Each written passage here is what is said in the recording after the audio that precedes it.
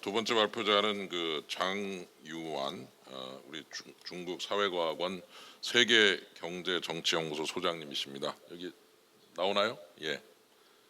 외교부 정책자문위원회 위원도 역임하시고 중국 세계경제학회 회장,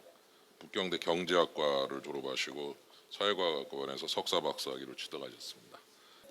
对这个韩国高等教育财团，特别是朴总长的邀请呢，表示感谢。那么这是一个非常好的机会啊，和韩国的各位同仁，以及我这个中国的这些朋友和这个同仁的一块交流。那么临时改了一下啊，就是15分钟，这也倒好，因为什么呢？我前面4位的发言呢，他们谈的都很全面。那么我在这儿呢，这个有一个感觉，就是经济发展呢有一个后发优势，但是发言呢，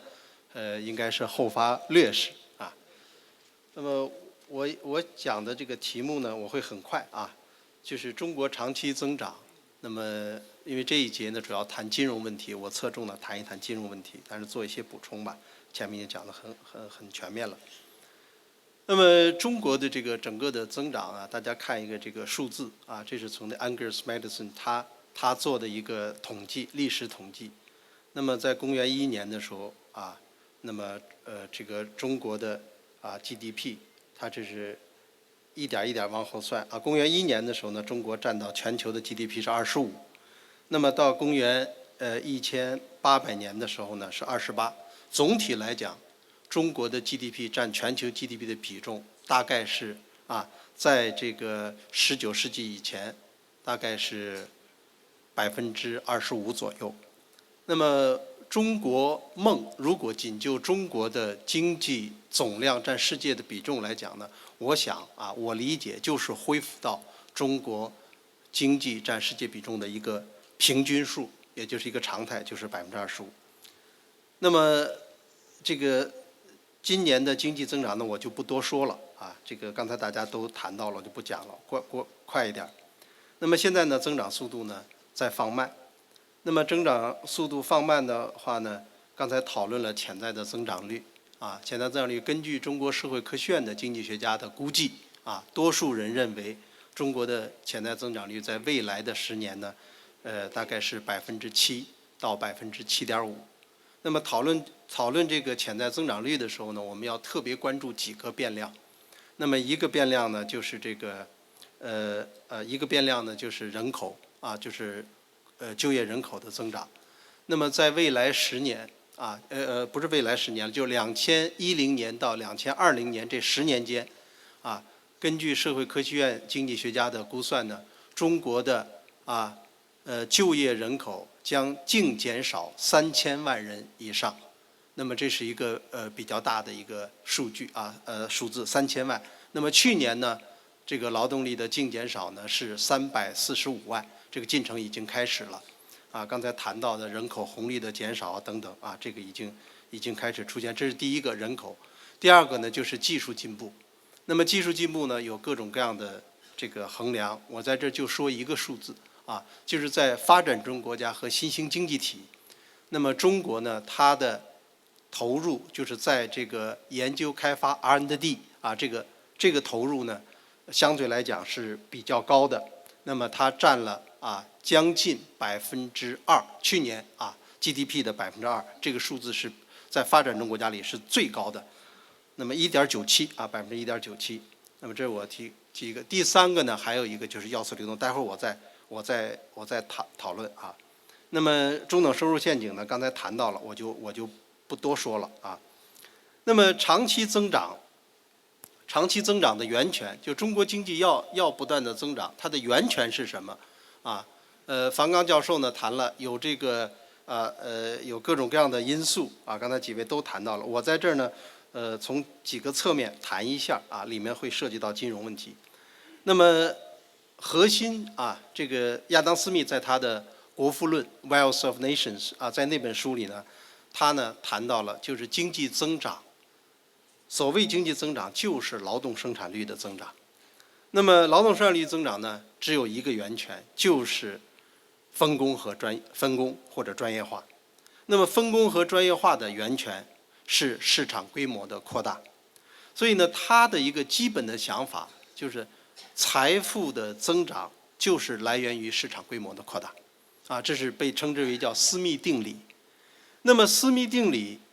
这个增长呢，我觉得它对中国来讲是非常适用的，就是中国是一个到目前为止中国最大的单一市场，以人口计算的话，那么中国的改革开放实际上就是扩大内部的市场，同时呢扩大外部的市场。改革是扩大内部的市场，那么开放的是扩大外部的市场，所以导致了资源的这个流动要素的这个流动，那么要素流动呢导致经济增长，这是一个根本的源泉。第二个呢就是熊皮特的这个增长，它呢强调的核心是创新，创新呢谈到企业家精神、技术进步、管理那么他的那本书叫《经济发展理论》，那么他的这本著作呢，前面一半呢谈的全都是创新，后面一半谈的都是金融市场。就是有的好的创新的想法，你必须得和金融市场有效的金融市场结合起来，你才能够把创新变成一个现实的一个产出。所以这是熊皮特的这个想法。那么第三个呢是 Mansur Olson 这是我在美国进修的时候的我的导师。那么他呢去世以后，他呢出版了一本书，叫《权力与繁荣》（Power and Prosperity）。那么在这本书里呢，他的一个基本思想就是经济增长取决于政治权力的有效使用这是一个他的基本的想法。那么在这里呢，他提出了经济长期增长的3个条件。第一个呢，要对财产权你要尊重产权；第二个呢，你要呢这个尊重契约那么第三个呢，你的政府要做什么事情呢？政府就是要成为一个扩大或者强化市场的政府，你不要去侵犯权利那么这个是奥尔森，我称之为叫奥尔森条件。那么今天我们看待中国呢，一个流行的词叫做克强经济学 （Laconomics） 那么这个经济学呢，它呢主要的内容呢有3个大家归纳的3个。第一个呢就是没有进一步的刺激，第二个呢是去杠杆化，那么第三个呢是结构改革。那么我收集了一下把这个呢大家概括的我在这儿跟大家简单的介绍一下，就是了解中国未来经济的发展。那么呢这个克强经济学这个概念的提出，我觉得呢能够帮助我们理解中国未来的经济走势。当然了，它并不完全并不全面，我在这简单的说一下，这也是我根据我的一些同事在跟他们总结的那么没有进一步的刺激，这里主要指的是政府的投资政府的投资。那么在金融危机期间这个政府投资这是可以的，但是现在看来不行了因为它导致了一些问题、一些风险，特别是什么呢？特别是这个叫做产能过剩这个是这是一个。那么没有进一步的刺激，这里面我们特别要关注3个指标。那么第一个指标呢就是经济增长，第二个指标呢是物价第三个是失业率。那么只要这3个指标在一定的范围内，政府呢应该讲不会出台新的刺激政策这个今年呢我想呢7.5%应该是没问题的，长期呢是7%到7.5%，未来10年这是第一个克强经济学的第一点。第二点呢是去杠杆化。去杠杆化主要有3点三方面的内容。一个是要什么呢？要把现有的这个信贷资金给它更好的利用。那么第二点呢是控制金融风险。刚才陈雨露教授他讲的很多我不多说了。那么第3个呢就是强化这个市场的这个规则市场的纪律这个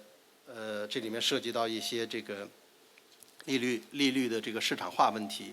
资本项目的开放问题等等，待会儿我还要提到当然了，杠杆化呢，你看中国现在整体的这个信贷规模和 GDP 的比重已经上升很多了这个在08年的时候你看到今年年初这个从75%增加到200%，整个国家的这个去杠杆化的任务还是比较艰巨。那么第3个，也就是最重要的一点就是这个结构改革。那么结构改革呢有很多内容涉及到这个金融的市场化问题、财政体系的改革问题、要素价格改革问题、土地使用权的改革政府的这个叫什么干预或者是放松管制的这个改革。那么还有呢垄断问题垄断问题呢涉及到前面几位同事谈到的像这个国有企业等等当然还有一个收入分配问题。那么最后呢还有一个与这个要素流动呢比较密切的所谓户口制度这个改革。那么在这里面呢，我想呢就金融这方面呢多说几句。那么金融市场化刚才陈雨露教授他谈的比较全面我在这想强调一点，和我的研究也密切相关就是中国的这个人民币国际化问题，这个汇率形成机制的问题，以及资本项目开放的问题。那么这个问题呢，在中国现在是争议比较大。那么越来越多的经济学家呢，倾向于认为这个资本项目开放这个汇率呢自由浮动，至少浮动的这个程度呢再大一点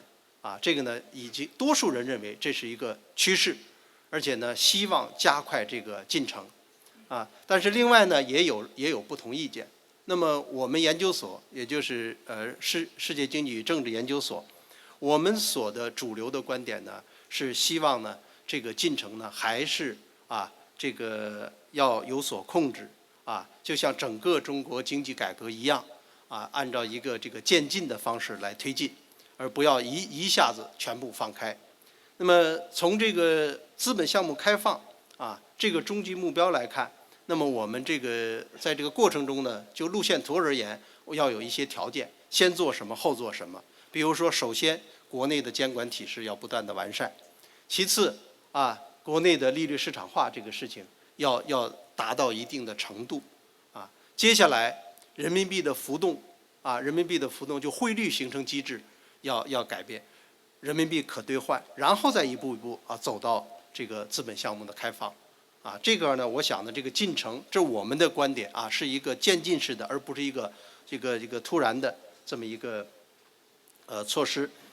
那么目前看最可能做的是什么事呢？最可能做的可能是利率市场化这个已经开始了。再有一个呢就是这个人民币的波动，汇率的波动幅度这个呢我们认为呢应该也很可能会加大这个汇率波动幅度。这是关于这个资本项目开放问题。那么人民币国际化这个事情呢，也是我们长期关注的问题。到现在这个六月份的数字，我们看到人民币的国际化的进程呢往前推了很大的一步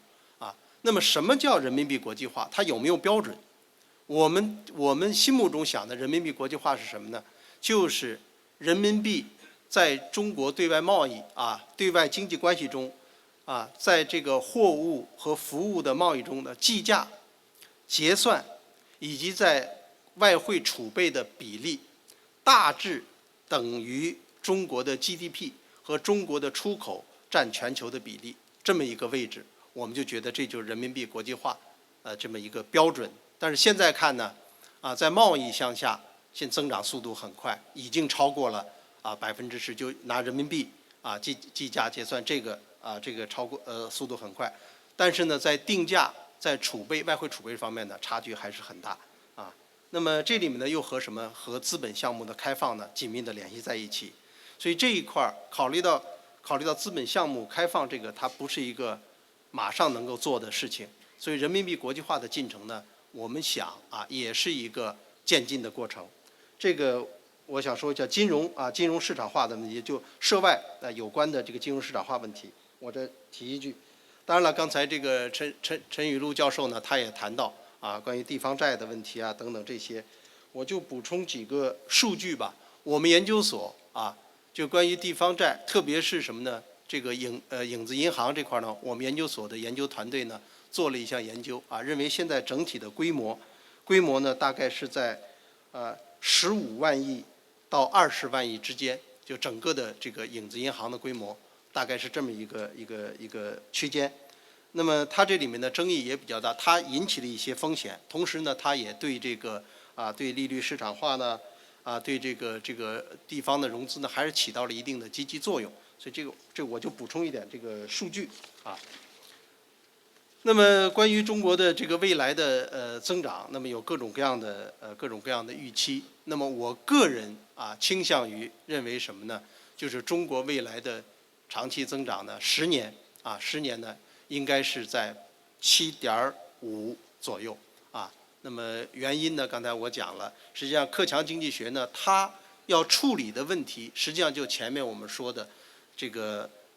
市场规模的问题。技术进步的问题、要素的流动问题还有一个什么呢？还有一个政府和市场的关系问题。那么这些事情都是为长期增长提供这个动力的。好，我就讲这么多，15分钟正好，谢谢大家。